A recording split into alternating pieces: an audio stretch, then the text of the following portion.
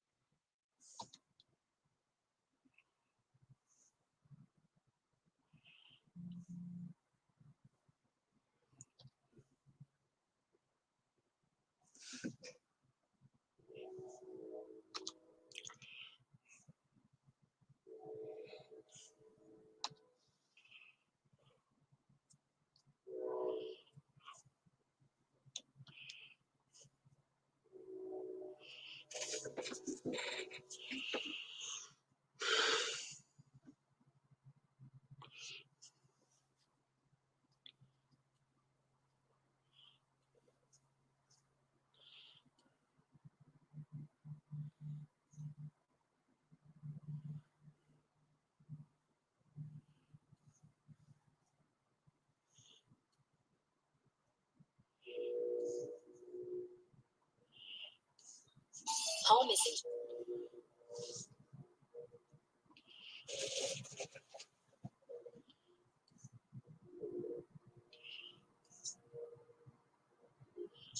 Hey, hi. Hi. Hi, River Rose. I was just busy putting the link. How are you? Hi. Hi, River Rose. I was just busy putting the link. How are you? Hi. Hi, River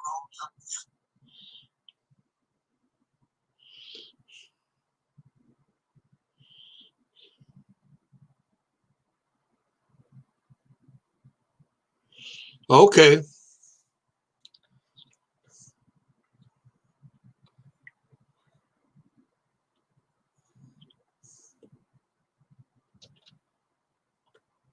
Okay.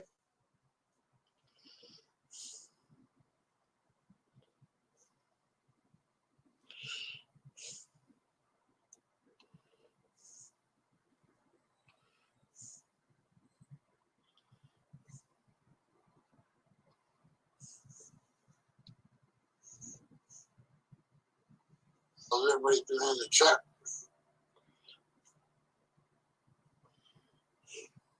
Everybody's doing in the chat.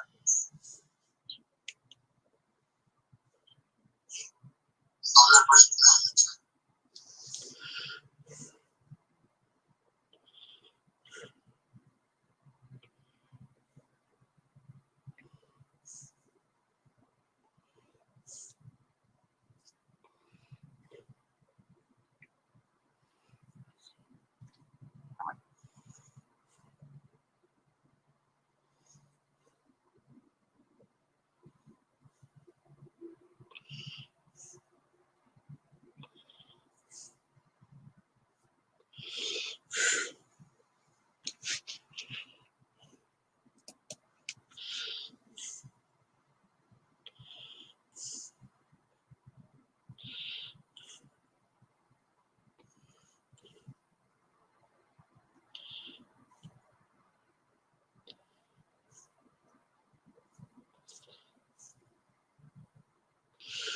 Yeah, well,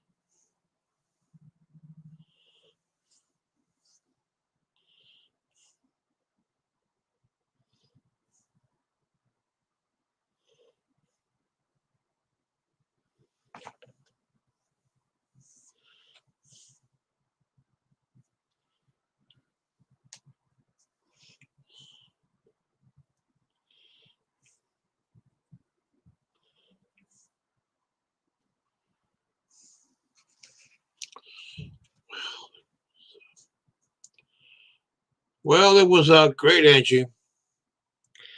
My was great. Hey, hi, Angie. How are you? Oh, I'm doing fine. Thanks for coming up. Thanks for Oh, no coming. problem. I had to wait for my husband to turn off the TV because it was really loud. Oh, okay. Yeah, yeah. Yeah, I decided to go live. I haven't gone live in a while, so yeah. Well, how's the weather over there? Is it cold, snowy? Actually, the snow is almost all gone. It was about 41 today. 41? Oh, it's not that bad. No, no. Hopefully they're done with the snow now. So, Okay, yes. Well, right here where I am, we don't get the snow very much. We just, they say it's snow right here in 1967. It snowed, but I wasn't, I was only a few months old at the time when it snowed. But that's the last time it ever snowed here in town where I am. But it usually snows up in the mountains. now where do you live? I live in Oceanside, California, San Diego County. Oh, okay. Yeah. It's right near Camp Pendleton, the Marine Base, Yeah. right on the coast. Wow. Yeah, it's mhm. I mean, I grew up in Houston, so like it snowed there last month, and people thought it was the end of the earth. So, Oh yeah, that's right. uh, Hasn't I think that hasn't happened in over 40 years. It hasn't happened. well, it hasn't snowed like that in about 40 years. The last time it actually snowed was 1995.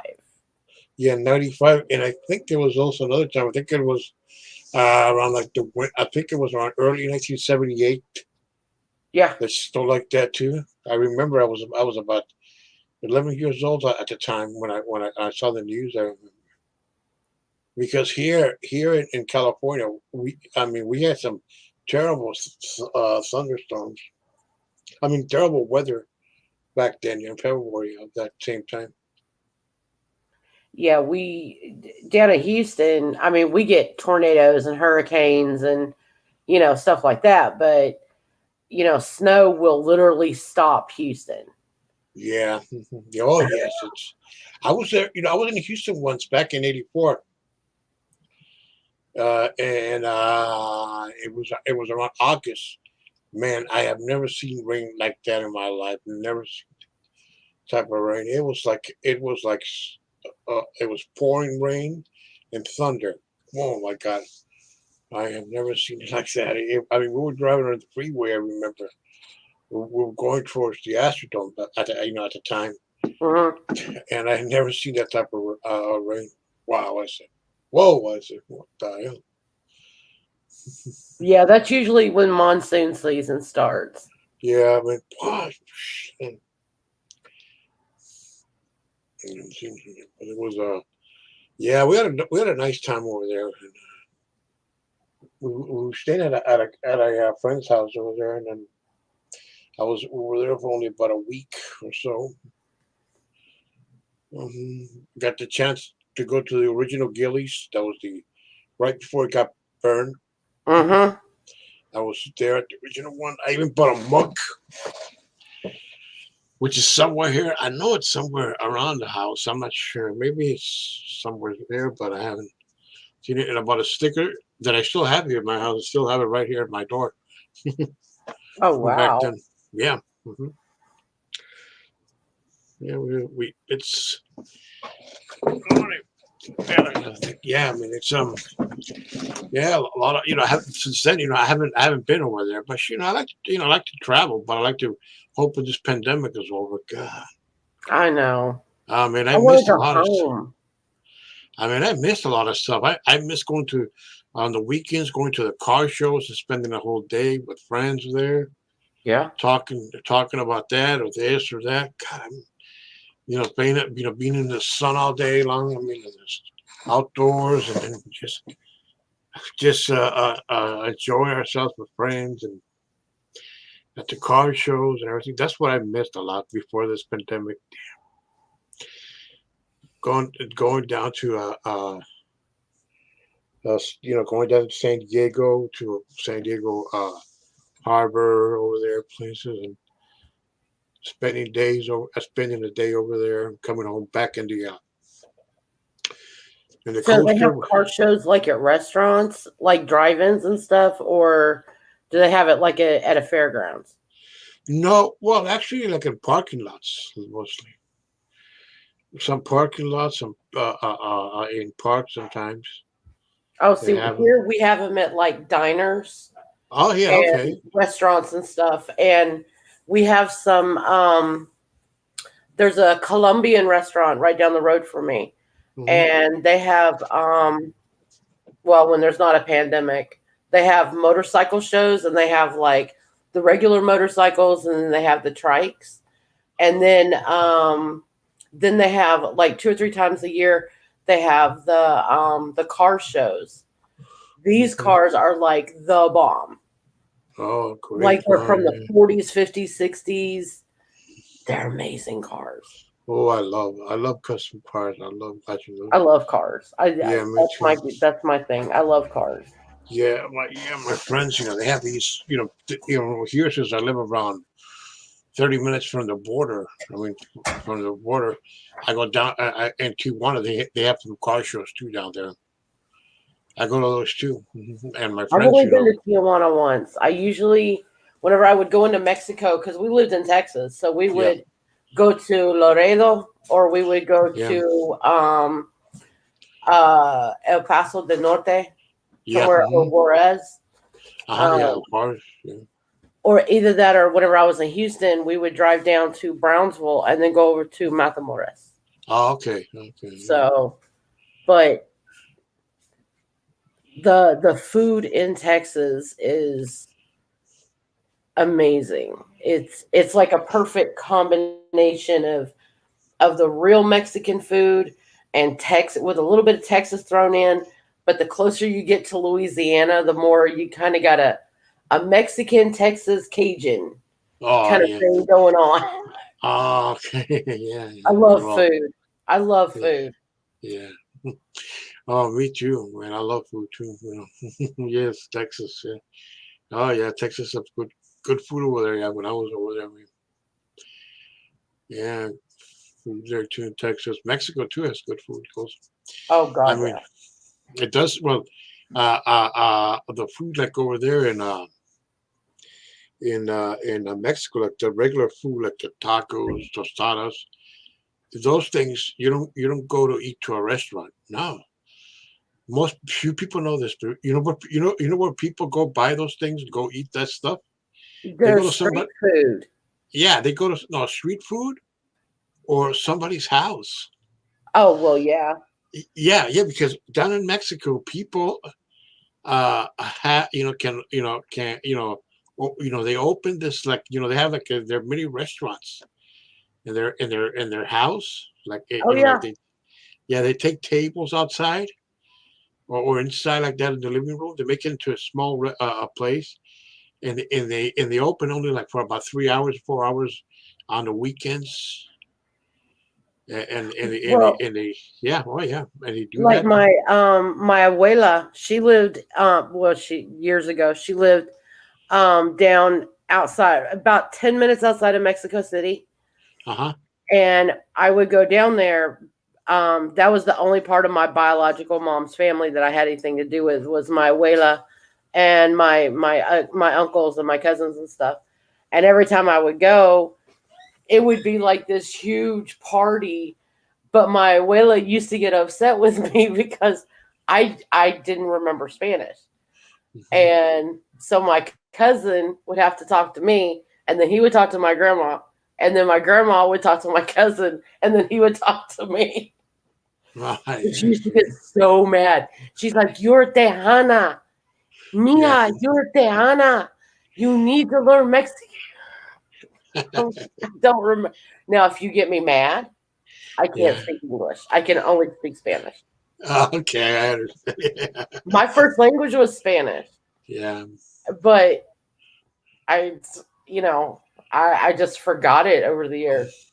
Yeah, school, everything too.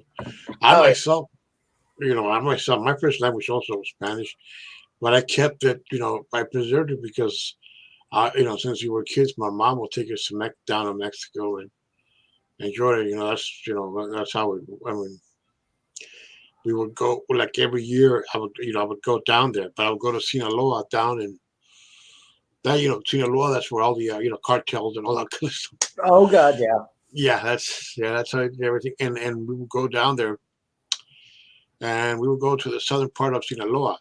The southern part of Sinaloa is it's a lot quieter. It's not much violent as the northern part of Sinaloa. Northern Sinaloa, that's the violent part. That's like, but where my family's from, it's more quieter, more. It's they have their crimes and that kind of stuff, but it's not as violent as the northern part. Hmm. Yeah, and again, and it's nice place, and it's. I don't know if I ever told you this story, but years ago, back there was this old lady who lived a couple of houses where my aunt lives right now, and all the kids used to visit her at like around time at like around 7 o'clock at night or something, and she would tell them ghost stories. The lady to all the kids there, and when she ended the stories, all the kids used to go home running like hell. Yeah. running like hell. They used to go. Yeah. Oh, that was so funny. Oh yeah. And here's another one. This is a funny ghost story. This is something. There was this incident. There was this story that there was this donkey going around, and he would kick you, and he would laugh at you. And I said, "Come on, animals don't laugh at people. Only humans Mhm. laugh." Yeah. And he will kick you. And people were saying, the donkey's going to get you, the donkey's going to get you. And one night, my cousin and his couple of friends were out drinking, and chilling out and talking, bullshit, blah, blah, blah, drinking everything. And one of them said, "Well, I got to call it, man. I got to go home now." And he was like semi drunk. And his house was like about a block away from it was on the next block. And he would, and as he walked, he reached the corner where there was a telephone pole. He saw a drunk laying on the ground, Hmm. and he saw somebody's donkey there, and he thought it was a donkey that people were talking about, the ghost donkey. He got so scared, he ran like crazy back to my cousin's house, and he was so shaky. My aunt came, and she gave him water with sugar. They say it's, I don't know. They say it's good or something. I don't know. Uh-huh. And he got so scared. He actually saw the donkey's ghost. Oh my God. Yeah, but it was not ghost. It was somebody else's donkey, because back then, the town had a lot of was a lot of was surrounded by farms. But as years went by, the town grew, and people started moved on, and then they sold houses, and people started buying cars and motorcycles and stuff like that, and the town game, changed, in the course of this course of 40 years. Because I went there, first time was I went there was in 77. Oh wow. And back then, people had their, donkeys. They even had a race. They even had these donkey races. People would go get on donkeys, and they would race like a block, but Yeah, they did that in Juarez too. wires. Oh yeah. Oh, yeah. Yeah. And funny, the donkeys are not animals to be running like to be animals like to be running like horses. I Not think really. not really people. I mean, I Yeah. remember growing up in Texas, we always had the stories about like if we did not behave, the chupacabra was gonna come and get us. Yeah. And I'm Yeah. like, really? It's a dog. And they're like, no, it's the chupacabra. It's gonna come Yeah. and it's gonna eat you, and nobody gonna find nothing. And I'm like, oh my God, shut up. But then they told me the story about La Llorona. Oh, that's the story that Scared goes the way back. freaking hell out of me. It scared the hell out. It used to scare the hell out of me too as a kid. My Scared the grandfather used hell to out tell of us. me. My grandfather used to tell us all these stories, and my mom used to get mad at him sometimes. And my grandfather would tell us those stories about ghosts and La Llorona, everything. La Llorona was a Yeah. story that, it goes back to generations. Go back to. They say it goes back to pre-Columbian times. Yeah. Goes back, and it's kind of a weird story. It's a story about. There's one version. It's about a woman, a young girl who falls in love with a rich Spanish aristocrat, and when the father of the aristocrat finds out that she's having an affair with this young girl, the father decides to have this guy marry a woman, from his class. And when the lady and when the rich poor girl found out about it, she went to the church during the wedding, and she made a scene. That's one story. She made a scene, and she was escorted out of the church by the guards there at the time, and she went home rage, like with a rage. Why did she diss me? And her children were at home, and that's where she killed her children, drowned them, and she was caught and convicted for the crime, and no priest wanted to, because her crime was so severe, so brutal, that no priest wanted to have a funeral, Yeah. have a like that. So the legend has it that at night she wakes up looking for her lost children. That's the version that I heard. Yeah, yeah, and there's also another version of another character, of another ghost character in Mexico. That's the Carretero de la Muerte, the guy, the Green Reaper in a wag and the cart in a horse buggy. Uh-huh. He comes at night and takes the dead people. He takes them with him. He We have appears. that in Texas too. Yeah, el Carretero de la Muerte, they call that. Yeah. That's the one, and and there's also that's the Nagual. The Nagual is similar to the Western, the werewolf. That's the Nagual. It goes back. That's mostly told. That goes back that's in the central and southern part of Mexico. It's mostly that legend. Oh wow. Yeah, the Nagual, a shaman who turns into a beast. That's a legend that has. Oh yeah, a lot of legends. And Mexico has a lot of legends. There's also one legend about there's this one that's very modern. It's about the man who lives in a little island in Mexico City, and in Xochimilco lake. It's where all the tourists go, and rent that boat, and rent those little uh, uh, uh, boats, and they have a good time. They either have a mariachi playing them and everything. They go out. It's kind of like Venice, they have a guy going like that. Xochimilco. It's well, in that place, there's a little island. In that little island, there was this man back in the '70s who lost his wife and Is this children. about the Doll Island? Yeah, Doll Island. That's the one. Yes. Hmm. I know that. I know that story. That's a Yeah, they creepy say island. yes. They say if you remove a doll, you're gonna have bad luck. They say that's the Yeah, creepiest one.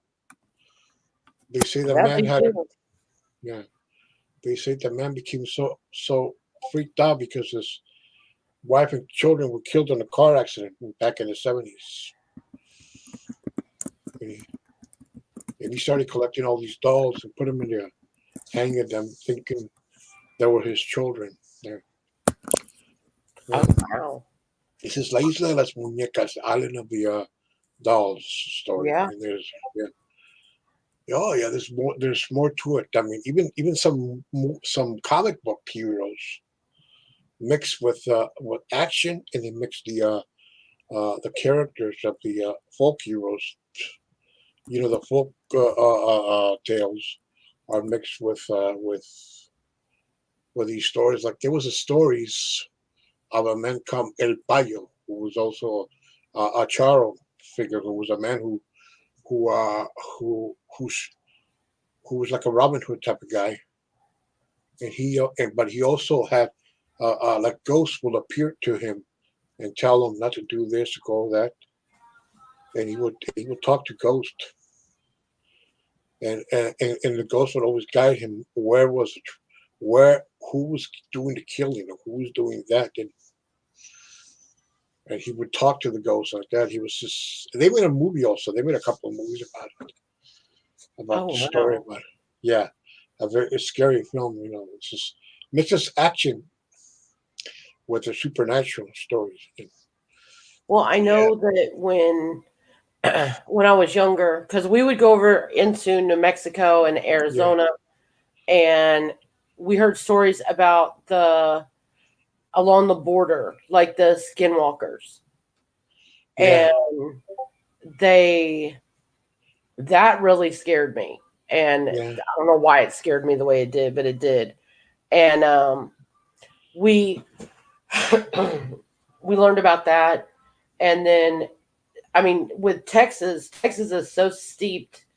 You Texas and Mexico have always been together, yeah, and it's the relationship is very symbiotic in Texas hmm, between Mexico and Texas. And we heard like we do the big I can never say it correctly, so I say it this way, the Day of the Dead. yeah, The big celebration. They like we it's a huge celebration in Houston. And I mean like they make a huge festival out of it just like they do in Mexico. yeah. Hmm.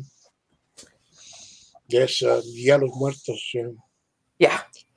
Yes, I can't people ever sell. say it Yeah, right, so I try not to say yeah. it. Dia de los Muertos. They have a lot of a lot of stories in Mexico about Dia de los Muertos. They claim at night if you don't behave, the dead people, your dead relatives will come at night and uh, and and pull your legs from the bed if you don't behave.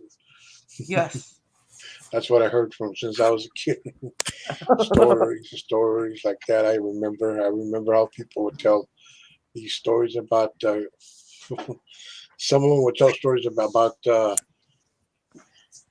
like leprechauns. They told stories, and oh god, it was all kinds of stories I heard as a kid. I remember one funny story I heard that this when I was still living in Mexico, because I've been living here since 1978.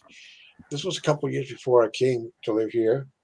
We were talking to these other kids who lived on the other house, who were like neighbors, lived on the other side of the street, and we were just chatting, talking like that, and there was this little girl there, and she was telling us a story that at night she woke up and she opened the window and she saw people there sitting down, and he saw some guy that looked like some kind of clown, and then he saw the lady. I think she was a wicked witch, and it got scared me. And I was, and then it scared the hell out of me.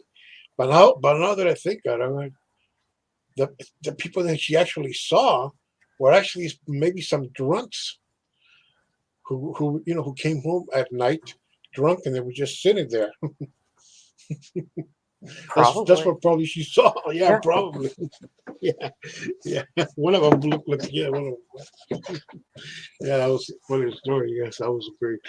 Yeah, funny. Yeah, a lot of stories. Oh yeah, because Tijuana is a town that has a lot of stories. They have this story about Henriqueta Hill who wanted to marry this poor man, and she committed suicide because her father didn't want her to marry the poor man, and she claimed in a Uh, diary that she was going to come back. And years later, she would appear to many men, especially a cab driver. The last one was a man in 19. I mean, this happened in 1929, and then as in 1952, there was a man who was from the state of Jalisco who was living with his cousins, and he was an employee in a local supermarket. And he said he was walking home from the movies, and he said he saw this woman and told her to she could help her out, because she was lost. And she said she lived right there where the cemetery was, right there. And Oh, and he told her, and he said, well, here's where you live. Well, I gotta go now. See you later. No, don't go away. He said the man described that the woman grabbed him, and he just couldn't couldn't go. It was so strong until he finally got free from her, and he ran like hell to his house. And the next day he woke and he ran like hell. I I think it happened in yeah, oh yeah, it happened inside a cemetery. He ran like hell, and when he reached the gate, he just stopped there and he just kind of collapsed. The next day, police and people bystanders found him, and he was shaking, and he was like shaky, and he didn't want to talk to no one because he was so scared. oh my God. He was so scared that he left town and never came back. That's the story about him. Gonzalez was his name, the man's name. He was even in the local papers back then. They even had the news story about it. Oh Local my papers, God. yeah. Oh man, it was terrible that time in the city of Tijuana, because a year before that, right during the Christmas holiday, there was this special event they had. It was organized by these committee of these ladies who were like from the biggest who were. It was a charity dance. A lot of people wanted to go there. A lot of people. My brother told me that his father-in-law, who was a teenager back then, he wanted to go, but he couldn't get tickets there because everybody had it. And there was the dance happened at a hall that was on top of a movie theater. It was in a building. The movie theater was down, and then up there was the hall, the dance hall, and the fire got so severe that the people burned to death there. Many people burned to death. It was horrible. Oh It my. was so horrible. Oh, they had to bring in the from San Diego. They had to bring in Navy medics to come and treat the people. Oh wow. Yeah, the Navy medics from the San Diego naval base came in and treat people. It was really horrible. I heard stories that people were when the fire stopped, they were carrying bodies like they were just carrying dead animals and putting them in some trucks. So I that remember was my dad telling me a story that out in Laredo Nuevo, they yeah. they that a lot of people don't realize that Mexico has a lot of vampire stories. Yeah, oh yeah, yeah. And a lot of people don't realize that. They think it's all European, but it's not. Exactly. And Oh no, but my dad was telling me that whenever he was young, because my dad grew up in West Texas, and they were telling stories about how my dad said he was like 10, 11 years old. There was a story in the newspaper about how some guy went to um, Laredo Nuevo, yeah. and he got attacked by a vampire. It was in the Oh, okay. newspapers. It was in everything over in West Texas. And I was Oh, like, "Are you serious?" So I looked it up, and it was her. And my dad is like, "Yeah." He said, "That's why I was always so careful when we used to go into Laredo with y'all, or if we went into Juarez, um, because." like Laredo's in the bottom part of Texas, and uh uh Juarez is up in East Texas, in Yeah, West Texas. yeah. But my dad would go down to we would go down to Laredo, because my dad, there were guys down there, and their name is the Martinez brothers, and they make the best boots in Mexico. Oh, okay. They're Mm. handmade, and all my dad's boots have always been handmade. Oh, okay. I heard about So it. There's some good boots around there. See, I had yeah. friends of mine. I had friends of mine who lived in by El Paso, Chihuahua, and they would tell me stories about they bought boots from Hmm. people there. Yes, come to think of, I don't come to think of my aunt's husband, my uncle, who's now 80.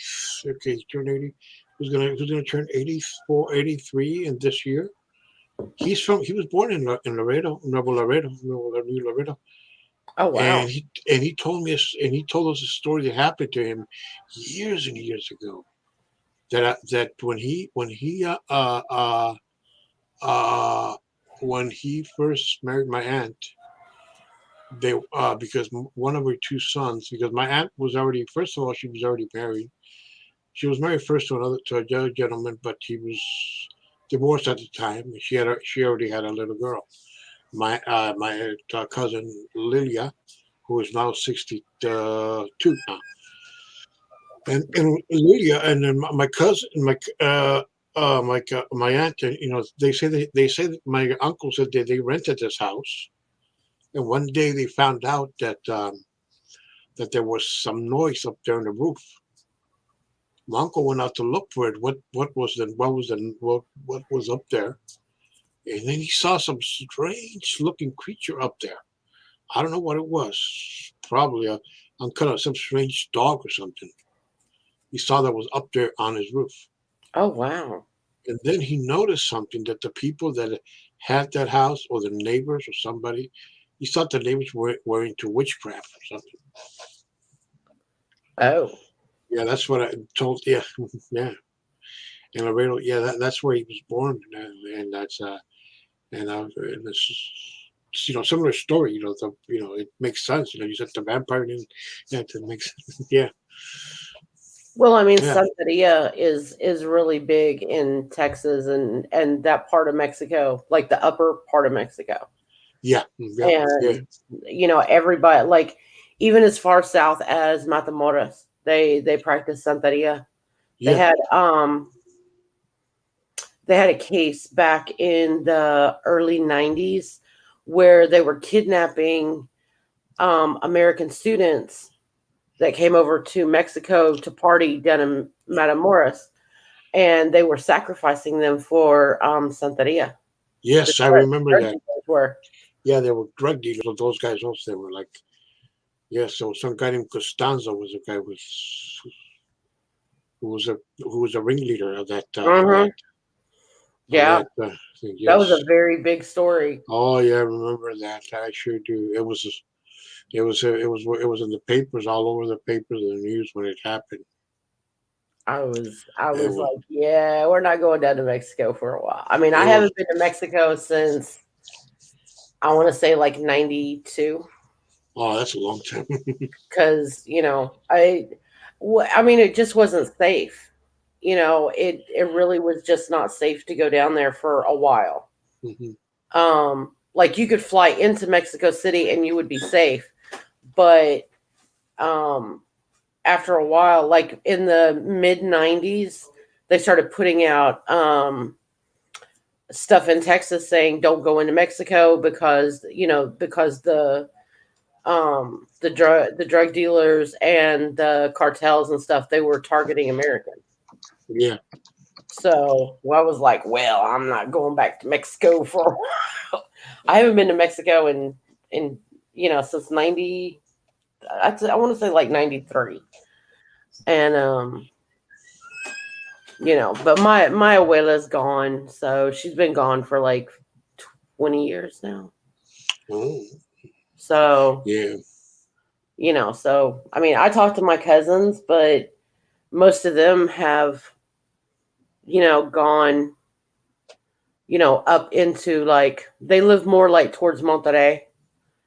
That's Okay, where they yes, that's yes, yeah. Monterrey is a lot bigger town and everything. Yes, I still have relatives in Mexico. I still have cousins. A lot of relatives I still have in Mexico. In Tijuana, I have relatives there. I have in Sinaloa relatives. I have in Jalisco, the state, Nayarit, all that parts. I also have I have some in Mexico City, some in Mexico City that I know of. Yeah, and But I I love Mexico. Mexico's the culture in Mexico is a beautiful culture. They oh just have yeah, gotten bastardized by all these drug dealers. It's and nobody is doing anything about it. yeah, it is nice and it is very like more people are more united down there. Small towns, Yeah. especially when they have those festivals they have down there in Mexico during Christmas time. That's the best time to be in Mexico during Christmas It holidays. is. It's And beautiful down there. they have all these festivals and everything. And not only that, they also have a lot of people get married around that time. Yeah, they do. Yeah, they get married. When I go down there, when I used to go down there like in December, got a Christmas vacation. God, I mean, it was something. One day, somebody you knew, somebody that somebody knew somebody or somebody know, I don't know, got married. You were there. Who got married? This that got married, or there was another quinceañera somebody had. There was oh man, every single day it was like Uh-huh. that. Yeah, because people say, and there was a friend of mine who was saying he was a funny guy down there. Juan is his name, really funny guy. And one time we were talking, God, that's strange. I don't know why people get married in December. And he calls me, he calls me down there. They call me, I don't know, mine Carlos, but the people call me Charlie down there. I don't Yeah. know why, just like that. And he said to me, Charlie, you know why? Because it's December. It's December and it's cold, and people want to be more warm when they go to sleep. That's why they get married. Yeah, that's true. Yeah, yeah. That's why they get married because it's cold. But the cold down there is not as it's not as cold as I like here. I mean, No. it's a really nice cold weather down there because it's at during the day you can spend a day. It's like a comfortable 85 degrees. Hmm. You go in the shade. God, you'll be comfortable just as long as you stay away from the sun. You'll feel cool enough like that. And then at night, it'll get chilly like that. You feel like it'll get down like to 59. Maybe the lowest will be 55. But for them, if it gets really cold for them, it'll be like 45 to 41 degrees. That's for them. That's severe cold for them. Hmm. And Yeah. it's at night 57 degrees at night. Only nice, nice. At night, just to get your jacket on a little bit, and you don't have to worry about freezing. But for them, it's freezing. For them, that's freezing weather. But Yeah. during the summer, but But during the you also summer, don't have to worry about the mosquitoes no, no. Well, and that's all that. yeah. Like in the wintertime, you don't have to worry, but in the summertime, you do have to worry. Oh God, oh my God. You tell me, they have these. They even have these insects down there. Hmm. They say if they get you, they like to hang around at night. Usually, when you see like there's a street light on, that's where they go. And if you get near them, they'll like spit on you, the insects, and they give you this horrible smell. I don't know what they call them, but they say somebody was telling me that in Texas they get them too. They have them also in Texas at night. They come in the summertime. Yeah. They hang around in the street lights and places like that a bunch, and they're like little insects, and they're like fat. I think kind of ugly insects, and they. Yeah, I know we got down in Texas they have these little bugs and they're called no-see-ums. and they bite you. Oh, they bite you up. And they're horrible. Like you just all of a sudden you'll be sitting there and you'll be talking and all of a sudden you'll start itching and then you'll be itching more and then you'll be itching more and it's like all of a sudden it's like your whole leg is just covered with bites Oh my God! and you don't ever see them. They're so tiny. Yeah. It's so bad. Oh yeah, it's so bad. Those they get you. Yeah, they call in Mexico.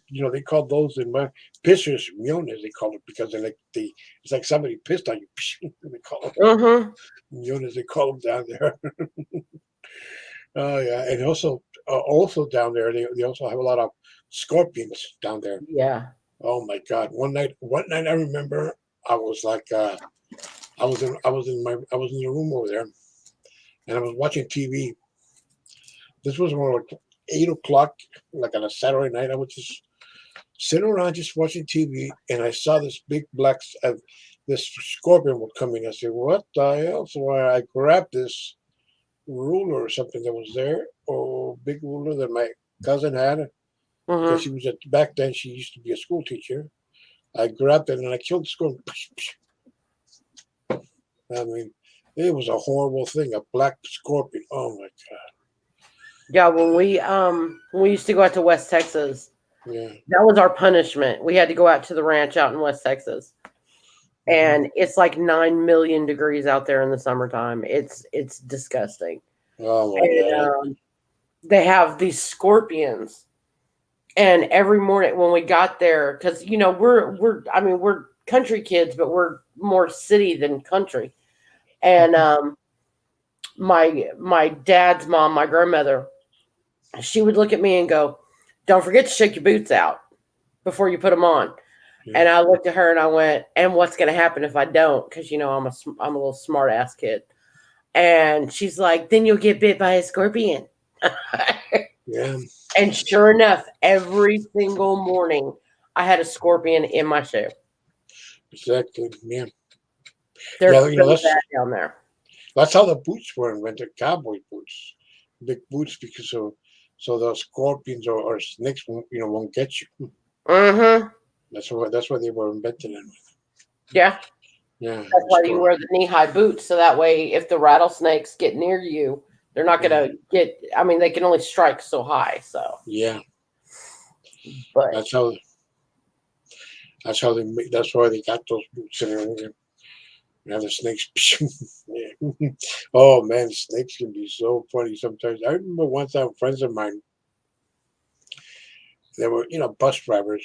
They were bus drivers. This was back in the late '90s. I was down over there, and they were coming home from the last route, and they were driving on the road, and they saw this a snake on the side of the road, mhm. and one of them takes the cooler they had a cooler with them, but it was empty because they usually had a cooler there because they would put gallons of water there because it was so hot down Yeah. there. You had to drink water all day long. So they had this.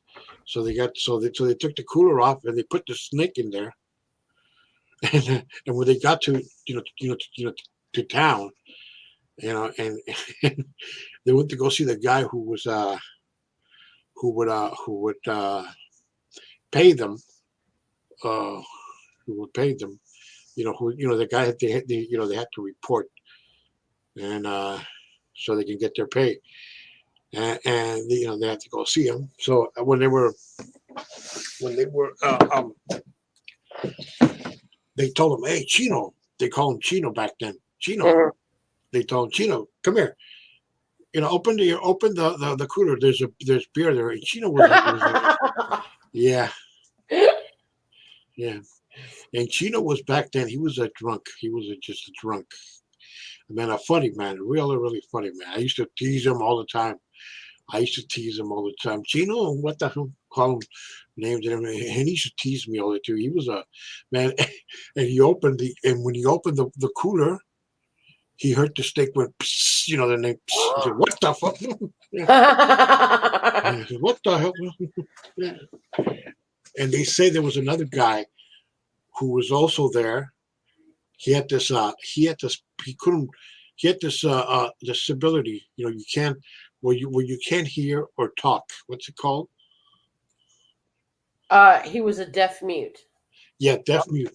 Yeah. Well, yeah, they say when he because he also opened the cooler with him, and and people and somebody was saying, God, the deaf mute guy opened it.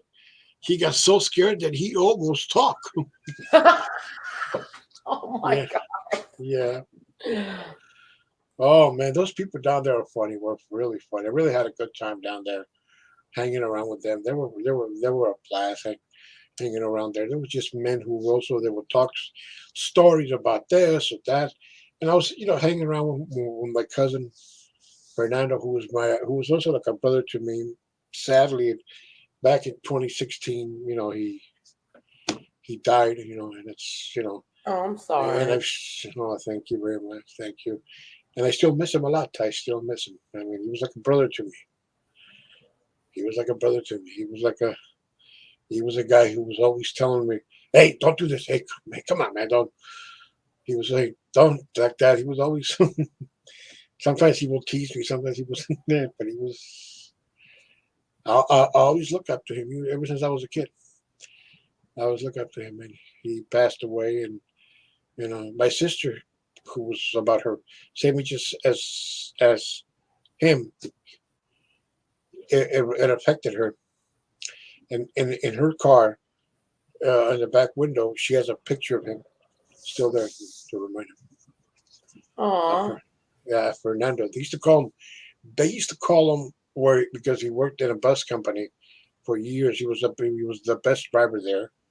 The same company with those guys from the Snake Yeah. right there, and they used to call him El Moro. El Moro means the kid because he was the youngest guy ever to start driving buses. Oh, Because wow. yeah, they used to call him El Moro. El Moro, they used to call him, and he would.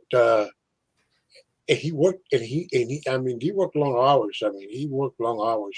He would wake up around like 5 in the morning and come home around like 7 o'clock at night. And he would just, go have dinner, shower a little bit, spend on that, go to bed, and he would wake up in the morning again. He would go to work like over again. He would just work, work, work, work like that. He worked. My aunt used to tell him to take it easy, go on like that, take it easy like that. And he was not married, uh, but he had two kids. I mean, he has two kids. Yeah, two kids. Before that, then when he died the same year, his wife had passed away of cancer, and I miss her too a lot. She was also like a second mother to me, and I was Aw. advising like that. I missed them both a lot. And she died the same year. She died in April of that year, and my cousin died in September that year. And also, not only that, my an aunt of mine also died July of that year, 2016. And I remember when 2016 left, a cousin of mine was saying, "Fuck you, 2016, man! Yeah, Look at all I the can things you understand did, that. cussing everything out, cussing 2016." Because he got sick also. He also got sick. He also got sick. He developed a liver disease. Oh, no. Yeah, he developed liver, and he's only back then. He turned. He will turn 50 this year. Oh, he was young. Yeah, and it happened when he was like in 2016. And he turned 50 this year. He was man, he's a pretty cool guy. But he's still. The good news is he's still around. That's good news. Oh, that's good. Yeah, he's still around. He's taking his medications, taking this, taking all that kind of stuff. I haven't heard that he hasn't been to the hospital lately like that. And I was concerned about him with COVID, that COVID was going to fit, but actually didn't affect him, but affected his mom and my cousin, and thank God both of them were not were not affected very much with COVID. You know, Oh, my well, aunt, that's good. yeah, I have a really good friend of mine who went to high school with me. He had on his Facebook page. I saw that. I think it was on Friday. I saw he had some flowers there, and he says these are for my mom. She's at the hospital. She's struggling with COVID. Oh my God, God, that's horrible. That is horrible. Yeah, because I heard in Jersey, where you live, there was a family when the pandemic started that almost wiped them all out. It did. I think there was only one person left out of the whole family. Yeah, I It's heard about. it was bad here. Like it got really, really bad. Oh yeah, when it started, yeah, New York and New Jersey was really really bad. I remember I would people were not going out and people were not going out in Jersey and in New York. Oh, man, and every day I would turn on TV and Cuomo would talk about this, and both governors will would talk about. And Cuomo was saying, if you're going to go on a ventilator, you're going to die. He was saying, come on, okay, Yeah, it's but he's true. the same one that sent all those old people to the nursing homes too. Yeah, oh yeah, that's true. Mm-hmm. That's true. I I do not get his thinking why he did that. Yeah. And our governor was no better. Murphy was not any better because he did the same thing. Oh, exactly. In Jersey, I heard about this. In Jersey, there was this nursing home that God, I don't know how many they died, but there was several people that died really bad. There was like I think there was a lady who I mean there was somebody hiding the dead people or something like that. I heard. Yeah, Yeah, they were. yeah, And it's like, okay, no. And but like me, like I have a heart problem. So I have AFib. So hmm the doctor told me I need to stay home, so I did. And hmm my son has asthma. Dominic has asthma. So okay. the doctor's like, just keep him home, stay away from people, and we did. And Yeah, Andy works every day, so we set up protocols for him to come home. He took off his shoes, we did the bleach and yeah, all that stuff, and um, but I know I personally know about 7 people who that they've lost people from their families, and I'm like, this is just it's crazy.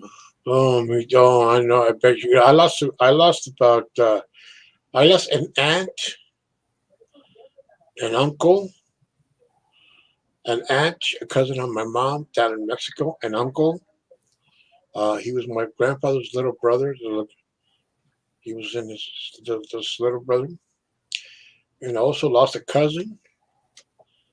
In Mexico, I lost about three members of the family. Three I lost in Mexico, mostly. None of them here in America. But there was one who was in the hospital, but he actually recovered. That's good. He was actually really sick. My Oh, that cousin Adrian. Yeah. I talked to my cousin Chewy. His name is Jesus, but we call him Chewy. Uh-huh. Um, I talked to him down in Mexico the other day. He lives in Laredo, hmm and he said it's bad down there, Yeah. and because people are not doing what they're supposed to be doing, and I said, don't come to America. I said, because we got it bad here. Yeah, we got balance everywhere. It's everywhere. It's not that good in other. It's Mexico in Mexico. People were not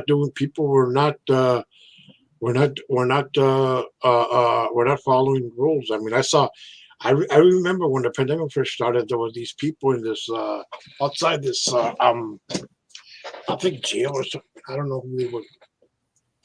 They were trying to visit relatives, and there were these women there who were like overweight, and they were smoking, and they were with each other. They were not respecting social distances. Like, oh my god! Uh-huh. And this was like the height of the pandemic. I said, what the fuck? These ladies are gonna.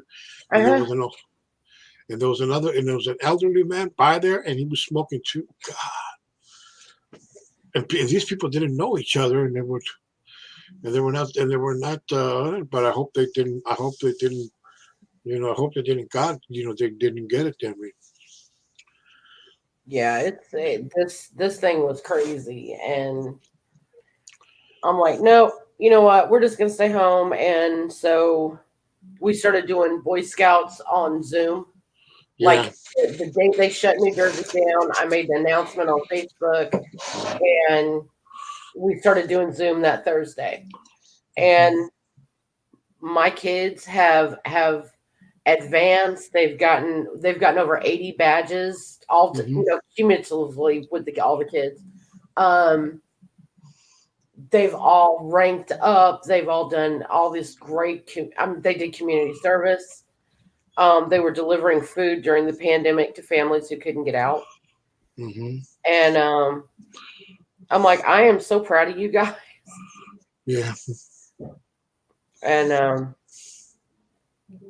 just, I just pray for everybody who's got stuff going on with this. Yeah. And it's something I would not wish on anybody. Mm. True. Yes. I know it's horrible because it's some people were not. Some people were lucky, when they got it, and they didn't have symptoms or like that. Yeah. In my family, like immediate family, my brother and his family, they all got it, and thank God that none of them went to the crazy. None of them ended up in the hospital. And in Arizona, I have a niece down there who lives. She caught it, and her two kids got it.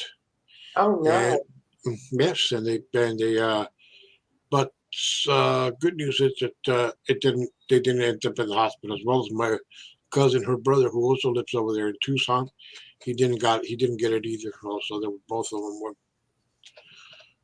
Thank God it didn't go too much. Just a cousin of mine who lives in L.A.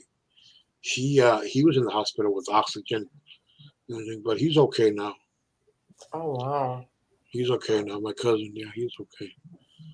He's okay with COVID, but and then a cousin's husband also. Her husband was in the hospital with COVID. That was back in July or August, as I remember.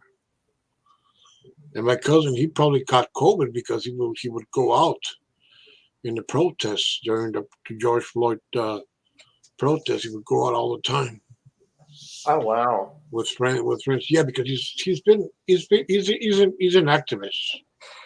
He's been an activist for, oh man, a long time, since he was in college. He's been an activist. He's well, he fights for the rights of people and everything. Yeah. And he participates in protests. Since the 80s, he's done that. In 1985, they had this protest because the students there, the white students, had this every year. They had this a festival. I don't know, dressed up as a Mexican, and they would make and they would just act like Mexicans, in a stereotypical way. Oh, okay. Yeah, and this was in UCLA College in '85, and my cousin and his group, they protested this, and they said this is wrong. This is you guys are making fun of people, Yeah. because of the ethnic group and everything. And this was a tradition that was at UCLA. These people, they were dressed as with sombreros and everything. They would just make fun of people. Oh good lord.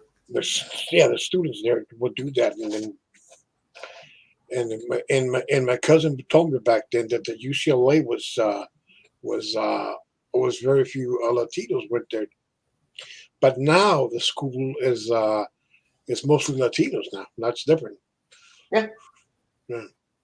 Well, it's like whenever I mean I belong to the Mexican American Scholarship Society here in Newark, Yeah. and I walk in and all these women you could hear them starting to talk, and I Hmm. look at them and I go because one girl said, "Why is the white girl here?" And I just looked at her because she said it in Spanish, thinking I didn't know what she said. So I walk over to her table and I greet my friend Millie, who's sitting there, and Millie is holding back her laughter. And I looked at the girl and I went, "Honey, um, you do know that Mexicans come in every color, right?" She's like, "Excuse me," and I went, "You know that Mexicans are my color." I said, "If you go down into like Mexico City, Monterrey, Laredo, Juarez, Yeah. we all look like me. We're all very light skinned. We all have very light eyes. Hmm. You know that, right?" Exactly. Hmm. Because she's a Mexican from Newark, New Jersey. And Yeah. I told her, I said, "Honey, most Mexicans are very light because Yeah. we're Spanish." Yeah. And she's like, "Oh my God." I said, "I am Tejana." I said, "I am very proud to be Mexican. I am very proud to be a Texan." I said, "But if you're rude, I don't like you."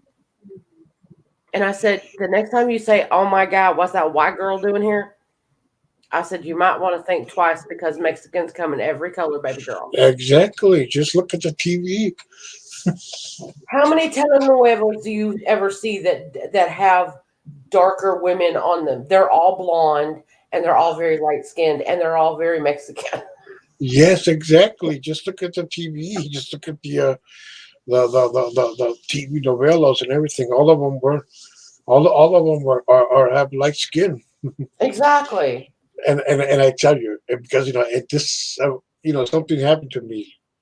Like that similar story that happened to me years ago. Years ago, I was down in Mexico and I saw this kid who was blonde, blue eyes like that, and I talked to him in English, and he started laughing at me. He says, "What the fuck is this guy saying?"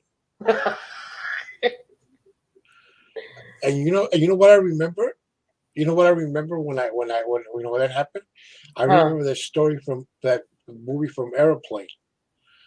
Remember there was that story when he was telling them that he went to Africa and he knew this, and when they got to this African village, the elder greeted him, welcomed him, and with open arms with his hands, and he thought that the elder, got his arm, said, "Give me five," this, and he Uh went, "Give me five." All right, boom, and the elderly said, "What does this guy hit me?" He punched him back. Pop. huh. That was yeah. He I punched him back. remember that. Yes. Yeah, that's what happened to me. I guess it happened. The guy was laughing at me. He said, "What the fuck is this guy saying? Why is he mumbling and saying I don't know what the fuck is this guy saying?" He was over, and I thought it was, oh yeah, we got a lot of people, or I remember the people that live right next door to us in Tijuana. They were like they were blonde, old blonde. I remember, and also the people that my friends. Oh, through the years I have people. I have known people. There are in Mexico who are white just like that, and we're all like, and we never see and we never looked at it as a division. Yeah. As a division. They were all we always saw each other as equals. We never saw that as a this that as equals. Yes, but yes, there's people who are prejudiced against that, but it's not as bad as here in the U.S. that people will say, "Oh, the blacks here, or the whites this or this white community." Well, no, no, we never saw that like that. Mexico is different because in Mexico it's It's even different in Mexico. yeah, everybody has, even if you're blonde or something like that, you maybe there's a chance that you have Indian ancestry. Right. Yes, it goes Well, back to the days. it's like I told my friend one day. She said, "Okay, so you're Tejana," and I went, "Yeah." Mhm. She said, "Okay, so how come you're not dark?" I went, "I'm not Aztec and I'm not Inca." And she went, "Oh." I said, "My family came over from Spain," and I said they settled in Mexico. I said, and then my biological mom is Mexican, Mhm. and so my it's a long story, but Yeah. anyway, my biological mother is Mexican, but the woman who raised me, it was not. She was very white, and but I mean, she was my mom because she had me from the time I was 3 days old until she died a couple of years ago. But it's but I'm very proud of my heritage. I've always known that I was Hispanic, and I'm proud to be Hispanic. And there's no shame in it. There's no, oh my God, no, I'm not Mexican. Dude, I'm Mexican. Trust me. I'm Mexican. And I'm very proud of it. Me too. I'm proud of Me my too. heritage. Mhm. Oh yeah, me too. I mean, I'm proud of my heritage. Me too. I'm Mexican. Like last night, I was on a stream. I was on Fox stream, and there was somebody put on the chat. Somebody called somebody a mentiroso, which means a liar. Hmm.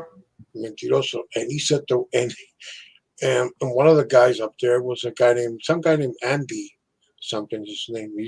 I think he's Mexican also, and he said, "Oh, there's Chicano there." Said that to me, and that person answered back and said, "No, I'm not Chicano. I'm a Mexican." Okay. I was gonna say that a lot of Mexicans don't like to be called Chicanos. No, I was gonna tell them that, but I didn't want to cause any problems. It was late at night, and I didn't want to cause any commotion. you know what? People don't realize that being called a Chicano or being called, you know, other names, is very offensive. And I just look at people and go, "You have no idea." Well, I have friends that are Mexican. Do you? Do you talk to them that way though? Mhm. And one girl looks at me and she's like, "Well, I don't, and we were at a function here in Newark, and she's like, okay, so we're gonna go do this, and I want you, I'm gonna show you that I know Mexican people, right?" And I'm like, "Yeah, okay, Spanish people, okay, that's fine." So we walk in, and everybody's ignoring her, and they're like, "Angie, what are you doing?" I'm like, "Nothing." They're like, "We got coquito," which I have a lot of Puerto Rican friends, right? So Mhm. they always have coquito. I don't know how they come up with it all year long, but they have coquito. And oh my God, that stuff is so good. And my son, who is looks pure Italian, will Mhm. only eat Puerto Rican rice. He won't Mhm. eat Mexican rice. He won't eat Dominican rice. He won't eat Japanese rice. He will only eat Puerto Rican rice. It has to have. It's got to be the candules and eros or something like that. I don't Yeah. know. It's it's got the little pigeon peas in it, and it has Mhm. olives and pork. Mhm. And I'm like, but that's the only kind of rice he'll eat. I'm Mhm. like, but you don't like Mexican rice? And he's like, no, because it tastes weird. I'm like, Yeah. whatever, Dommy, whatever. Yeah. Whatever. Yeah. Was But telling me a yeah. story. This lady from Brooklyn, who sometimes comes, who's one of Ma's here. She also has a channel called Cooking with Lulu Ramos. A channel. She might maybe show up here like that. She's Puerto Rican and her husband is Italian American. She says she likes Italian food, but her husband likes more Puerto Rican food. Yeah. I mean, okay, so Andy, my husband, is pure Sicilian, 100% Uh-huh. off the boat Sicilian. Yeah. He likes Southern Cajun food. Hmm. And I just look at him and go, but that's not good like it's not good like Italian food. He's like, yes, it is. I'm like, no, it's not. You're crazy. I don't know. Oh yeah, I like. Yeah, food. Oh yeah. Oh, well, I never. I only had like I remember going to a restaurant here in San Diego, down in San Diego, where they were served, where they make it was a called golf restaurant or something, and they had Cajun food, and they had like Cajun food, like a really good food. I remember jambalaya. They had all these kinds of stuff. Mm-hmm. Really, really great food. It was called Golf or something restaurant. It Was was it like just, golf? yeah. Yeah. Yeah, yeah, because it was like since it's in the Gulf of Mexico, it's called the Gulf something restaurant. Yeah. I know which one you're talking about, though. Yeah, They have one in Houston. Well, they did have yeah. one in Houston, but yeah, I mean, like in Houston, you drive down the road and these people are sitting on the side of the road selling shrimp. Oh, shrimp. Oh, God. Yeah. But like you can buy a bucket of shrimp, Mhm. So, and they get it right off the boat. So, because they get it from the Galveston Bay. Oh, And, that's cool. Oh, I that's, miss Texas, but Dommy can't live in Texas. So, Dommy's allergic to Texas. well, yeah, yeah. It's very hot. Well, no, it's all the allergies. Allergies. Yeah, he is really honestly allergic to Texas. Every plant in Texas he's allergic to. Oh, okay. So every time we go on vacation there, he gets sick. Oh, I bet. It sucks. First 3 days we're on vacation, he's miserable. But I'm like, dude, just here, take this medicine, you'll feel better. Mhm. I want to see my dad. I haven't seen my dad. I normally go to Texas like once a year, and I didn't get to see my dad at all last year.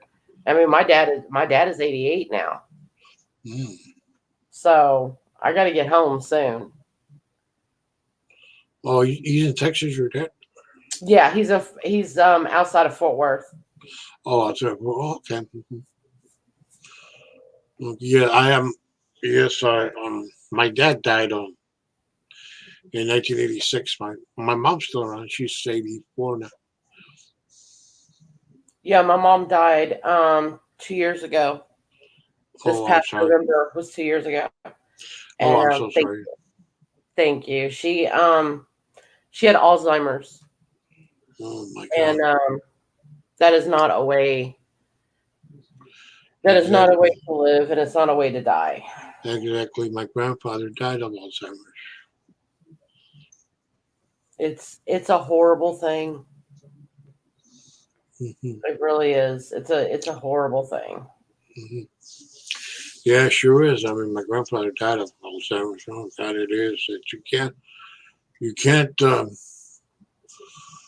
go out, you don't know where you're going or what's this or that. They're just horrible. Well, I mean, it got so bad that my mom was calling me, and she was like, "Angie, like what, Mama?" She's like, "There's a strange man in the house." I said, "I am pretty sure that's Daddy." No, it's not your daddy. Like, Mom, I'm pretty sure it's Daddy. I said, just put him on the phone. I'll tell him to leave. My dad would get on the phone. He's like, I ain't leaving. I'm like, I don't expect you to leave. But, I bet there is. God love them. They were married for 64 years. Wow, that's pretty cool. That's like relationship goal right there. exactly, yeah. That's pretty good. Not a lot of marriages last that long, believe me. Oh no. No. No, not And my especially. dad was a dirt poor cowboy from West Texas, and my mom was this debutante princess kind of girl from East Texas. So, Oh, okay, yeah, yeah, you know, yeah.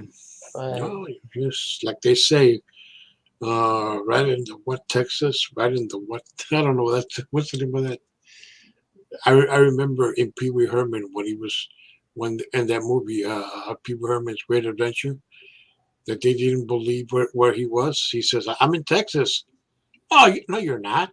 They were telling me, "Yes, I'm in Texas right now." And then he tells him, "Prove it." Okay, he thinks that he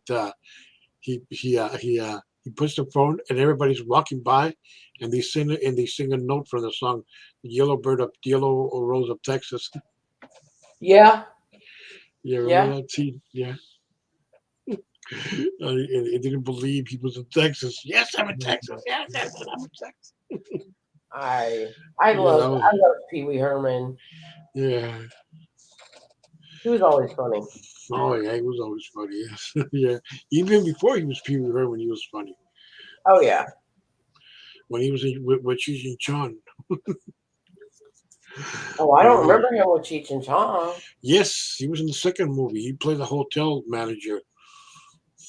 He plays a hotel manager Which who. one? Up in Smoke? No, next movie up. It's called Cheech and Chong's next movie. That's their second movie they did together. Cheech and Chong. Okay, I'll have to get that one. I'll have to look at that because I don't remember Pee Wee Herman being. I'm gonna have to look at it because I'm gonna be like, what the hell? Actually, he's in two of them. He's in this third one called Nice Dreams. Was he? Yeah, he plays this a nut saying, "I'm sorry I took the money. I'm so sorry I took the money. I'm sorry." That was him. Yeah, Oh my god! he says, "I'm sorry I took the." Yeah, Holy crap! I didn't realize that was Pee Wee Herman. yes, and he's also in the first one. He did pretty well enough, and the second one, Gene Sean actually he stole that scene right there where he plays a hotel manager doesn't want to give them the luggage because they can't pay the tab. Oh wow! I'm He's gonna have to saying, go back and go look at that. I can't. It's been a minute since I've seen that movie, so you know. yeah, that's so funny. That's a really funny scene that when they go out Oh. the hotel. Well, Carlos, I hate to go, but it's almost 12:30 here, so I got to go. Okay, But okay, I Angie. enjoyed talking to you. You were awesome. Okay, we'll do it another time. And you're awesome, also, Angie. And thanks for coming. Oh, thank you. And I hope y'all have a good night. Night, y'all. Good night, Angie. All Bye right. Good bye. night, honey. Bye Bye bye. bye.